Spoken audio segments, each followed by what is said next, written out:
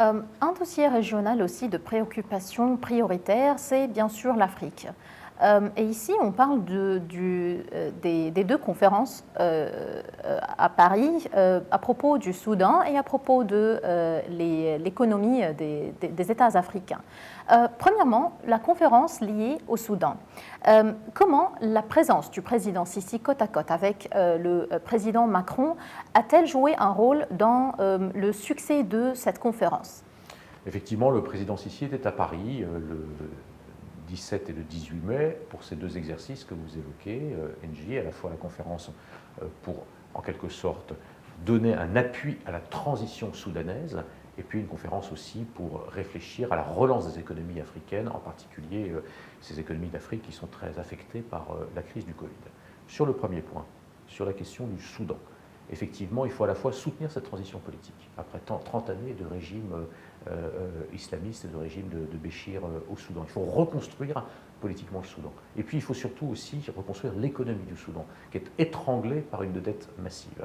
Et nous avons pris un certain nombre d'initiatives lors de cette conférence à Paris, en termes d'abandon de la dette, de restructuration de la dette, de concours financiers pour le Soudan, car sans le développement économique, la transition politique restera fragile.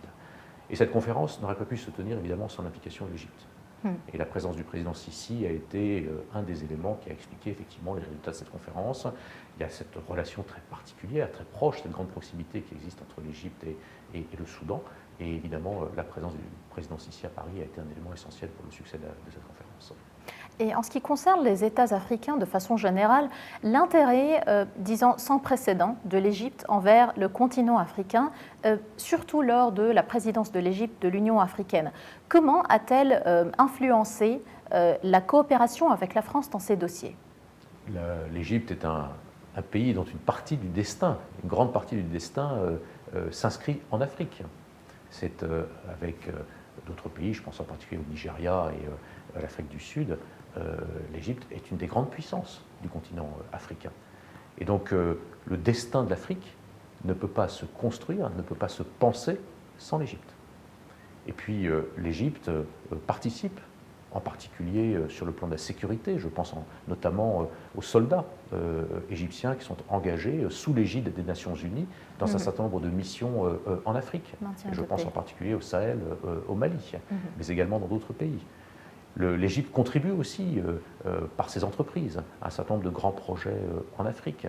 Une partie de la diplomatie égyptienne se développe en Afrique. Et puis en ce moment, les tensions autour du barrage de la Renaissance, qui fait que l'Égypte aussi regarde vers l'Afrique.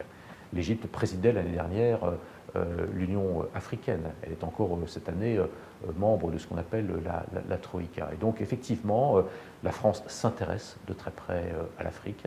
L'Égypte est une grande puissance africaine, également évidemment une grande puissance de la Méditerranée et du Proche-Orient. Mais ce destin africain de l'Égypte fait que la France souhaite renforcer cette coopération avec l'Égypte sur l'ensemble des dossiers africains.